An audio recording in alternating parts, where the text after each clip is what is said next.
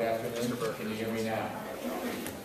Okay, we're here. Welcome. This is the third workshop in docket 8167, the Public Service Board's investigation into the potential establishment of standards related to sound levels from the operation of generation, transmission, and distribution equipment by entities subject to the Public Service Board jurisdiction. Today's workshop is dedicated to hearing presentations that address scientific literature and studies regarding the potential public health and wildlife impacts from sound emitted from energy facilities.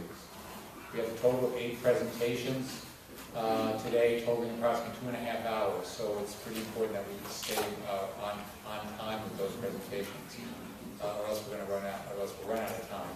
And if anyone appears to be exceeding their allotted time by a significant margin, we'll ask them to wrap up so that other subsequent presenters are not forced to exceed some of their allotted time. We have a computer and projector set up so that people have a PowerPoint of their presentation projected onto the wall at the back of the stage, provided you have it on a thumb drive or a disk. Additionally, if any of the presenters want them to show be posted to the board's web page for this workshop, they must provide them to the board in electronic format. Otherwise, we'd be happy to do that. Also, a reminder, there is an email service list of the formal participants in this case that is maintained by the board clerk. When a formal participant files something electronically with the board, they must utilize that email service list and copy everyone on it with what they file. If you don't do that, people won't know what you file, and that won't help advance your interests. We had a number of examples prior to this workshop where individuals did not copy other participants, and it led to some confusion and extra work for our already busy clerk and her staff. And so we're not going to be babysitting. You need to follow this procedure yourselves. If you don't, then people won't know what your position is. After the presentations, we should have some time left over, some brief questions and answers, and a discussion of next steps for the docket. We will follow the order of presentation set forth in the memorandum dated July 24th that we sent out to everyone.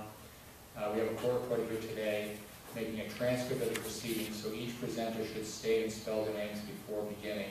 And also anybody who has a question or wants to make comments at the end, you need to identify yourself before speaking so the court reporter will have a clear record of the proceeding.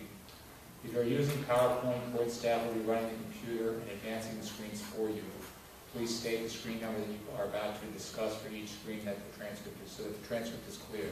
So in other words, it's not just enough to say next slide, please. You should actually state the number so that your comments will come in the record will coincide with the number on the slide that someone reading this after will be able to follow. Okay, but here, I'll just let you know who we're going to be hearing from in case you don't have the memo with you.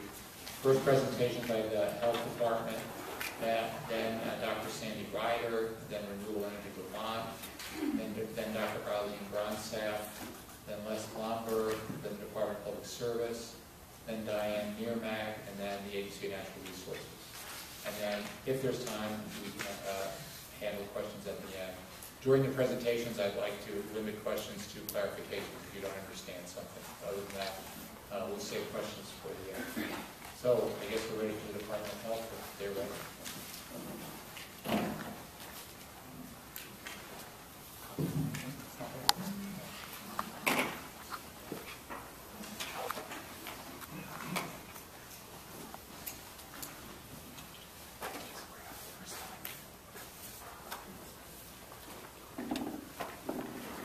So if you just want to use the podium with the microphone there. Got it.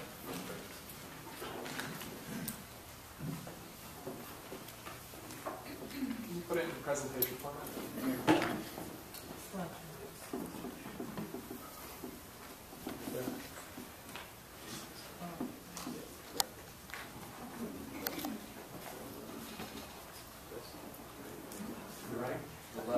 Back left of that one. There you go.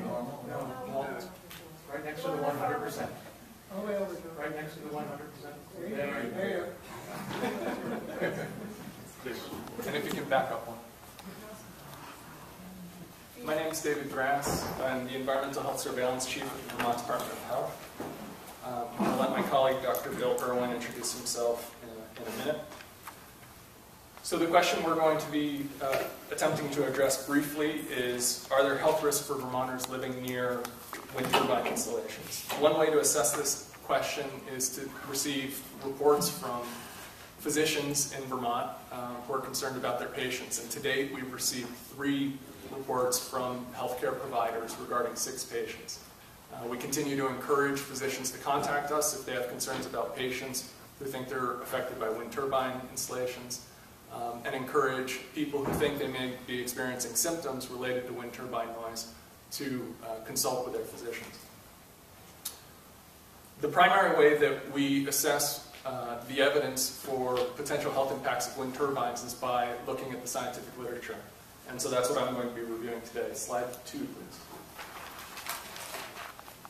The first health department review of the scientific literature regarding potential health impacts of wind turbine sound was conducted in 2010. The conclusions stated that there should be no direct health effects of wind turbines so long as those noises, that noise does not exceed. Let me start over. The conclusion was that there was no evidence for direct health effects from the sounds associated with wind turbine facilities when the noise was less than 40 decibels outside the residences. And that was based primarily on reviewing community noise literature. However, there was evidence for a secondary effect on sleep disturbance, namely that there was sufficient evidence of excessive sound being able to disturb sleep, and therefore a recommendation was made that sound levels from wind turbines should be less than 30 decibels inside the residence where people are sleeping. And there was a broad review of literature, both peer-reviewed governmental reports, case studies that went into preparing that literature review. Slide 3, please. Last year, in preparation for testimony before the legislature, when they were considering a potential moratorium on wind power, I conducted a review of the epidemiological studies on this topic.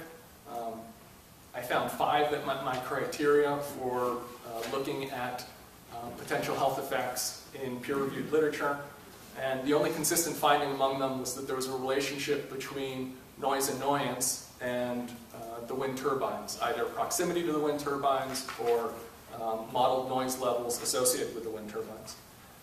With regards to sleep disturbance, 2 of the smaller studies found that there was a relationship between the noise exposure level and sleep disturbance. 2 of the larger studies found that that relationship disappeared when you controlled for noise annoyance, and found that the sleep disturbance was more closely tied to whether people were experiencing noise annoyance or not. And so the role of noise annoyance with respect to sleep disturbance, I think, is still unsettled.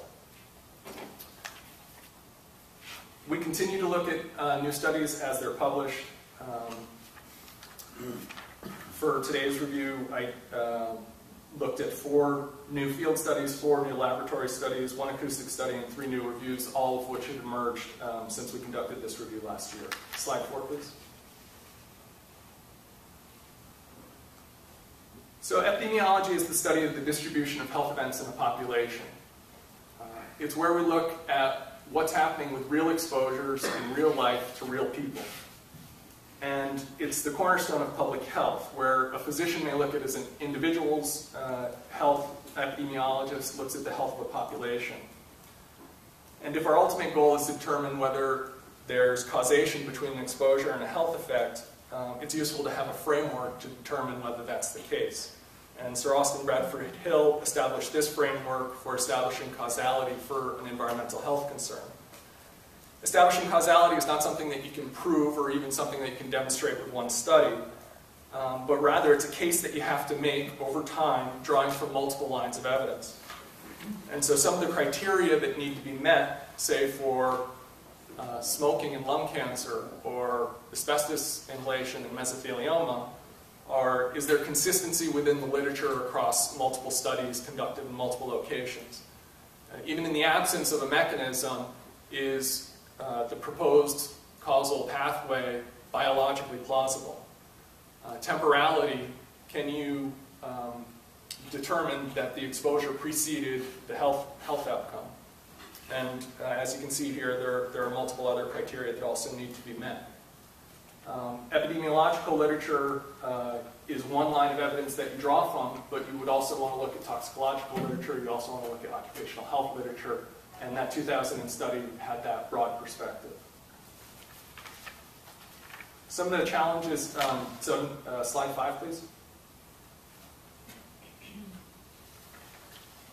Some of the challenges that are specific to studying wind are the fact that the population around the wind turbine installations is relatively sparse, and so getting sufficient number of participants for a study to establish enough statistical power to demonstrate an association is difficult and usually necessitates looking at multiple wind turbine developments.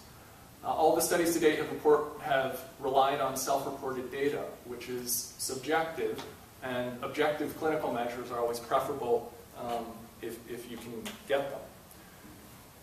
There's also the potential for selection bias. If there's any relationship between whether people believe or are experiencing health outcomes and whether they're participating in the study or not, that has the potential to undermine the study results and the study findings. And that's particularly a risk if the participation rate in your study is low. Finally, all the studies have been cross-sectional in design, and the problem with a cross-sectional study is it doesn't address that question of temporality. You can't determine whether the health outcome occurred after or before the exposure. Slide 6. So challenges specific to weighing the evidence in this case, the biggest challenge is really the dearth of well-designed analytic epidemiological studies on the health effects of wind turbines. There are 4 that have more than 200 participants, and there are 4 that are smaller, which I would qualify more as pilot studies or preliminary studies. And in terms of making the epidemiological case, this is the evidence base that we have to draw on. There are also other problems with regards to lack of consistency across the studies. They don't all use the same methodology, they don't all use the same survey instruments. The earlier studies were looking at wind turbines 1.5 megawatts and smaller versus the later studies that are looking at wind turbines that are similar to the size of the turbines being installed in Vermont. So whether you can generalize the results from those earlier studies to what's going to Vermont, I think is a good question. The larger wind turbines produce more sound power, and they produce it at lower frequencies. And finally, the question of terrain, I think, is an important question.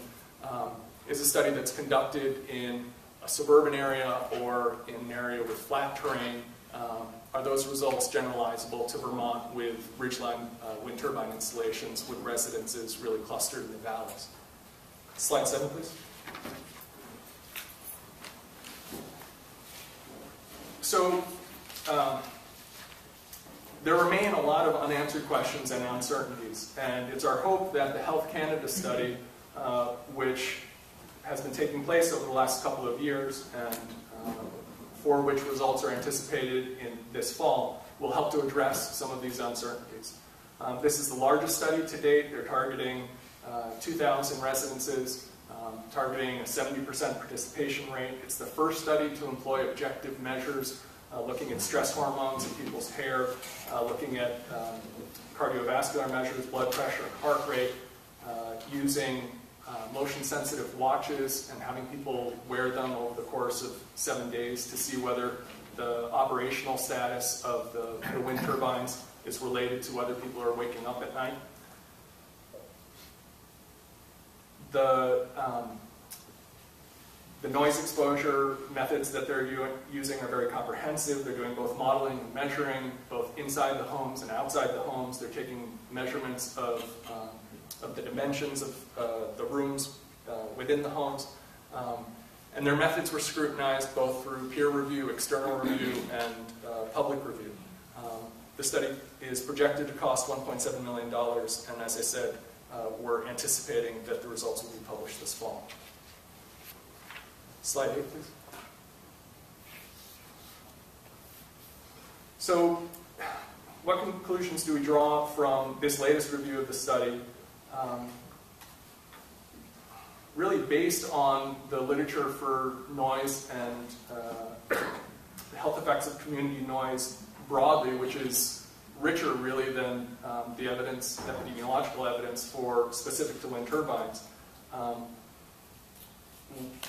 We reiterate the conclusion that we drew in the 2010 study, which was that if improperly cited, wind turbine noise can result in sleep disturbance, leading to other consequences for health and well-being.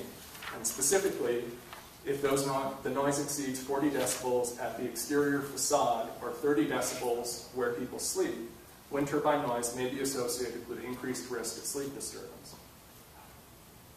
As I mentioned before, the role of annoyance is still yet to be nailed down.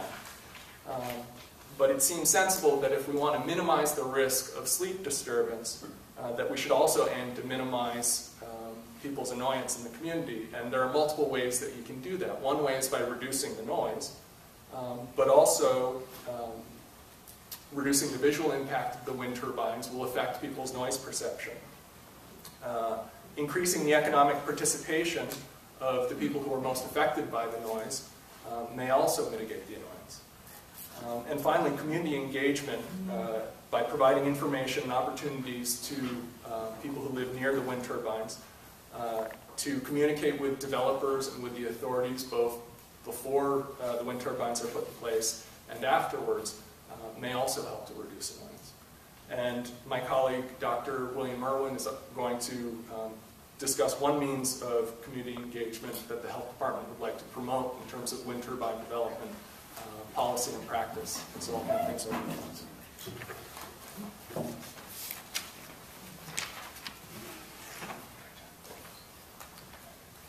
Thank you, David. I was the principal author of the 2010 report that Dr. Grass referred to in the second slide, and I also testified with Dr. Grass before the legislature in 2013 with regard to wind turbine and sound, and in addition testified before this board in 2011 with regard to the Lowell project and wrote an appendix to the Comprehensive Energy Plan recommending that health assessment be incorporated into energy policies and plan decision making. The next slide, number 9. Health in all policies is related to Act 48, enacted 2012 by our legislature. And its principle to the health department is to institute a public health impact assessment process whereby major policies and planning decisions are as best informed as they can. And as it's related to the universal unified health system, it's because we will suffer better health and reduced costs. We're partnering with a broad range of experts, primarily stakeholders who are expert in their field of study, but also expert in their experiences near these sites. And we're really enthusiastic about wind turbine and other energy projects being ideal for health impact assessment. Slide 10, please. So the National Research Council defines an HIA as a systematic process using an array of data sources, and most importantly, and in a way that differentiates it from normal risk assessment, considers input from stakeholders to determine the potential effects of a proposed policy, and very importantly, the distribution of those effects. And then the HIA provides recommendations on monitoring and managing those effects. The next few slides are going to talk about what it is, and these slides come from, or the language comes from, the Robert Wood Johnson and Pew Charitable Trust effort called Health Impact Partners. So HIA purposes on slide 11 looks at health from a broad perspective. It brings community members, business interests, and other stakeholders together to build consensus. It acknowledges the trade-offs. Not everyone will win, and not every argument will win. But as a consensus-building process, it's hoped that all of the interests can be recognized, and in the end, the recommendations would be more broadly accepted. Those recommendations are practical, and they're meant to maximize health gains as well as minimize adverse effects. It puts health concerns in the context of other important factors when making a decision and considers especially vulnerable groups. We'll talk a little bit more about that. Next slide, number 12. These are the 6 steps of HIA. Not every project is ideal for an HIA, so you screen them. You scope with stakeholders to identify what the potential health risks are, and it needs to be broad, very broad. And then you assess the baseline health in the community. And the kinds of issues that you would look at are vulnerable populations. Are there children? Are there elderly? Is it in a valley where the effects may be accentuated because of the terrain? And then you look at recommendations. And again, being practical, some of the things that come out are whether you might place the wind turbines at varied elevations along the ridgeline to provide something that goes with the topography as opposed to creating a sort of picket fence. And sharing economic gains, not only with the town that gets tax relief or the landowner that gets leaseholds, but all who are in the view of the wind turbines. Slide 13, please. A very important HIA, a strategic HIA, which looked at how HIA could be used in energy policy, was focused on wind and was published a couple of years ago. And they made many recommendations, and these are a few. First, analyze the site-specific sound levels and minimize them. It's always important to take the extra effort to do so. Evaluate how those local conditions change the character of wind. As David mentioned, there are many studies that indicate that there are differences accounted for by the topography. Annoyance and disturbance can be mitigated by explicitly and aggressively addressing community concerns about visual impacts, fairness, and community engagement during planning. So it has to be done early on. So if there was a project on the horizon in the next 9, 12, 18 months, now would be the time to start an HIA. Ensure that residents near the facilities know the risks and can report health effects, as we've asked people here to do. And consider strategies to increase community-wide economic benefits. So our recommendation is to incorporate HIA into the requirements of petitions before the board, as is the case for environmental impact statements. The health department could provide testimony then as to the completeness and effectiveness of that HIA. Slide 14, please. So other recommendations, as we've been asked to review, lots of literature and some specific to these proceedings. First, review the sound measurement studies already conducted at sites to recommend additional measurements and improvements for the future, including year-round or continuous monitoring. Verify that here in Vermont, the exterior facade in our dwellings does in fact give the 10 decibel attenuation of sound that's in the scientific literature. To verify that our recommendation of 40 decibels indeed relates to 30 decibels where people sleep. And obtain thorough measurements of sound within dwellings where people complain about the facts. And investigate whether the geology and topography of Vermont enhance certain characteristics of sound. For example, if my home is on the same bedrock as the gargantuan anchors for a turbine are in, it could be that there is some sort of resonance there, and that could be measured by geologists, not by sound engineers. And then finally, evaluate the findings of the Health Canada epidemiological study as it is published. Thank you. Thank you, and you came in right on time. It's good.